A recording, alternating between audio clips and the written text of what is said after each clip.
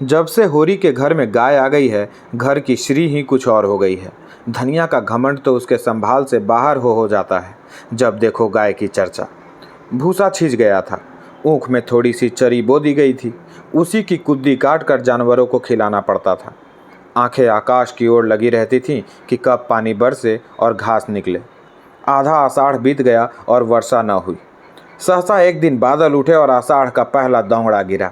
किसान खरीफ बोने के लिए हल ले लेकर निकले कि राय साहब के कारकुन ने कहला भेजा, जब तक बाकी न चुक जाएगी किसी को हल न ले जाने दिया जाएगा।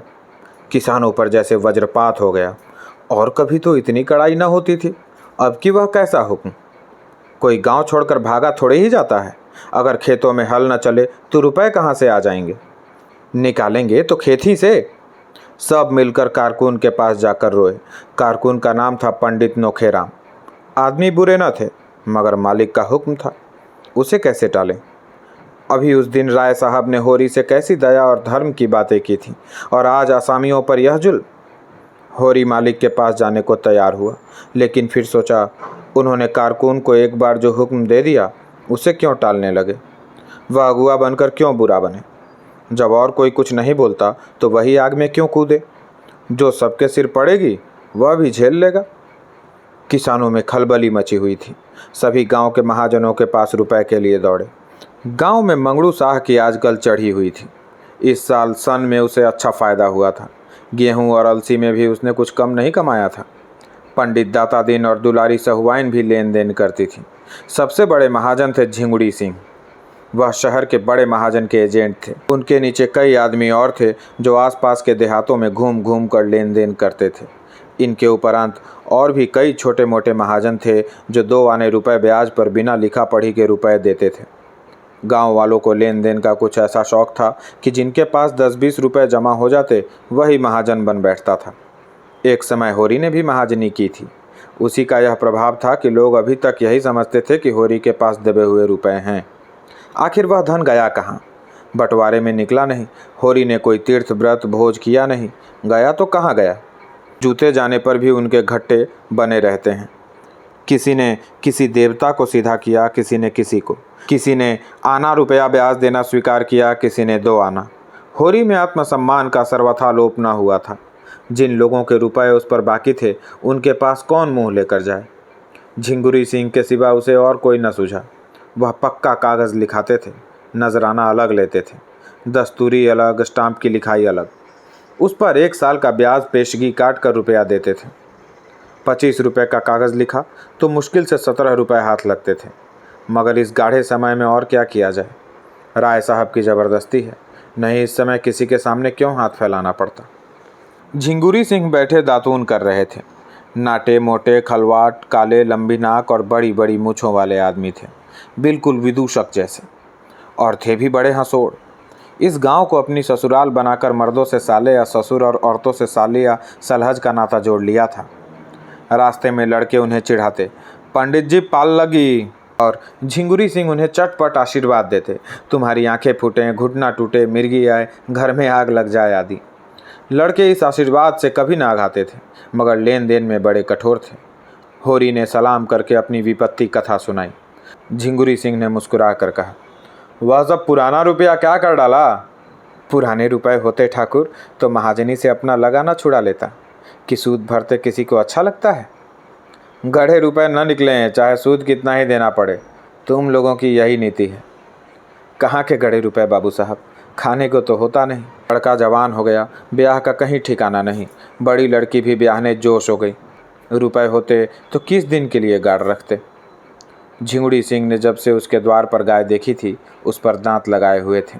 गाय का ढील डौल और गठन कह रहा था कि उसमें 5 सेर से कम दूध नहीं है। मन में सोच लिया था होरी को किसी अरदब में डालकर गाय को उड़ा लेना चाहिए। आज वह अवसर आ गया। बोले, अच्छा भाई तुम्हारे पास कुछ नहीं है, अब राज़ी हुए। जितने रुपए चाहे ले जाओ, लेकिन तुम्हारे भले के लिए कहते हैं। कुछ गहने गाठे हो तो गिरो रख कर रुपए ले लो। स्टाम्प लिखोगे तो सूद बढ़ेगा और झमेले में पड़ जाओगे। होरी ने कसम खाई कि घर में गहने के नाम कच्चा सूद भी नहीं है। धनिया के हाथों में कड़े हैं, वह भी गिलट के।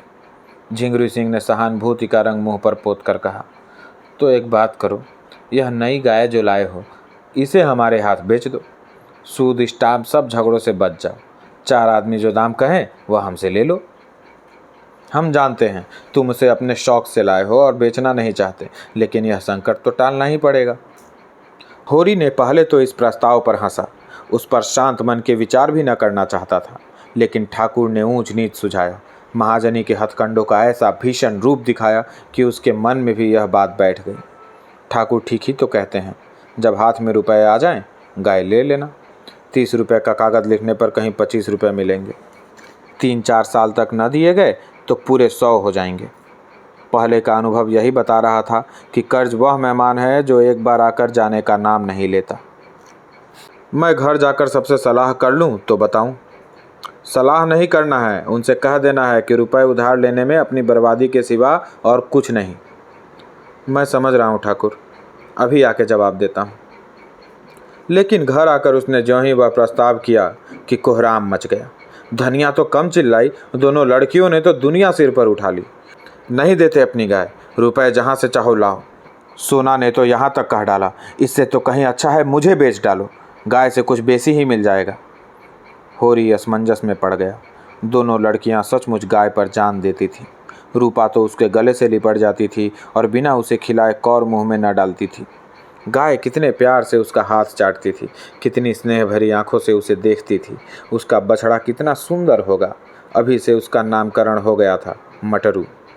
वह उसे अपने साथ लेकर सोएगी। इस गाय के पीछे दोनों बहनों में कई बार लड़ाइयाँ हो चुकी थीं।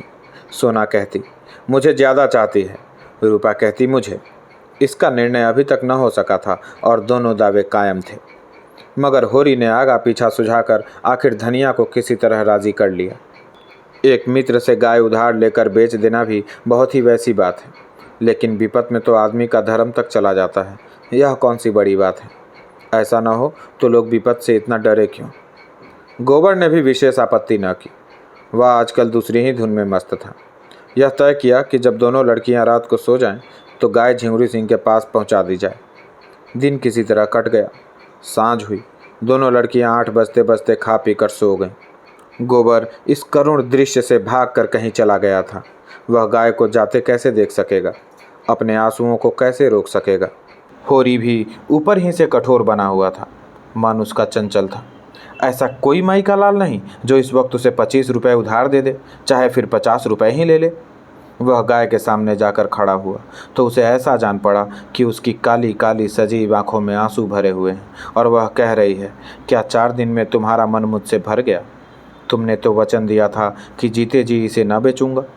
यही वचन था तुम्हारा? मैंने तो तुमसे कभी किसी बात का गिला नहीं किया। जो कुछ रूखा सूखा तुमने दिया वही खाकर संतुष्ट हो गई। बोलो। धनिया ने कहा, लड़कियां तो सो गईं, अब इसे ले क्यों नहीं जाते? जब बेचना ही है तो अभी बेच दो। होरी ने कांपते हुए स्वर में कहा, मेरा तो हाथ नहीं उठता धनिया, उसका मुंह नहीं देखती। रहने दो, रुपए सूद पर ले लूँगा। भगवान ने चाहा तो सब अदा हो जाएंगे। 300-400 होते ही क्या है, एक बार ऊँख लग जाए। धनिया ने गर्व भरे प्रेम से उसकी ओर देखा। और क्या, इतनी तपस्या के बाद तो घर में गऊ आई, उसे भी बेच दो। ले लो कल रुपए, जैसे और सब चुकाए जाएंगे वैसे इसे भी चुका देंगे। भीतर बड़ी उमस हो रही थी। हवा बंद थी, एक पत्ती न हिलती थी। बादल छाए हुए थे पर वर्षा के लक्षण न थे। होरी ने गाय को बाहर बांध दिया। धनिया ने टोका भी, कहाँ लिए जाते हो? पर होरी ने सुना नहीं। बोला, बाहर हवा में बांधे देता हूँ, आराम से रहेगी। उसके भी तो जान है। गाय बांधकर वह अपने मंझले भाई शोभा को देखने गया। शोभा को इधर कई महीने से दमे का आर्जा हो गया था। दवा दारू की जुगत नहीं, खाने पीने का प्रबंध नहीं और काम करना पड़ता था जी तोड़कर। इसलिए उसकी दशा दिन दिन बिगड़ती जाती थी। शोभा सहनशील आदमी था, लड़ाई झगड़े से कोसों भागने वाला, किसी से मतलब नहीं, अपने काम से काम। होरी उसे चाहता था और वह भी होरी का अदब करता था। दोनों में रुपए पैसे की बातें होने लगी। राय साहब का यह नया फरमान आलोचनाओं का केंद्र बना हुआ था। कोई 11 बजते बजते होरी लौटा और भीतर जा रहा था कि उसे भास हुआ जैसे गाय के पास कोई आदमी खड़ा है। पूछा, कौन खड़ा है वहाँ? हीरा बोला, मैं हूँ दादा, तुम्हारे कौड़े में आग लेने आया था। हीरा उसके कौड़े में आग ले रहा है तो अपना ही समझ कर तो। सारा गांव इस कौड़े में आग लेने आता था। गांव में सबसे संपन्न यही कौड़ा था, मगर हीरा का आना दूसरी बात थी। और उस दिन की लड़ाई के बाद हीरा के मन में कपट नहीं रहता। गुस्सैल है लेकिन दिल का साफ। उसने स्नेह भरे स्वर में पूछा, तमाकू है कि ला दूं? नहीं, तमाकू तो है दादा। शोभा तो आज बहुत बेहाल है, कोई दवाई नहीं खाता। कोई दवाई नहीं खाता तो क्या किया जाए? उसके लेखे तो सारे वैद्य, डॉक्टर, हकीम अनाड़ी हैं। भगवान के पास जितनी अकल थी वह उसके और उसकी घरवाली के हिस्से पड़ गई। होरी ने चिंता से कहा, यही तो बुराई है उसमें, अपने सामने किसी को गिनता ही नहीं, और चिढ़ने तो बीमारी में सभी हो जाते हैं। तुम्हें याद है कि नहीं, जब तुम्हें इन्फिंजा हो गया था तो दवाई उठाकर फेंक देते थे। मैं तुम्हारे दोनों हाथ पकड़ता था, तब तुम्हारी भाभी तुम्हारे मुंह में दवाई डालती थी। उस पर तुम उसे हजारों गालियाँ देते थे। हाँ दादा, भला वह बात भूल सकता हूँ। तुमने इतना न किया होता तो तुमसे लड़ने के लिए कैसे बचा रहता। होरी को ऐसा मालूम हुआ कि हीरा का स्वर भारी हो गया है। उसका गला भी भर आया।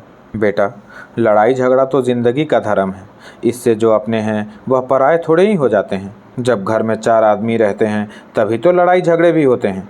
जिसके कोई है ही नहीं उसके कौन लड़ाई करेगा। दोनों ने साथ चिलम पी।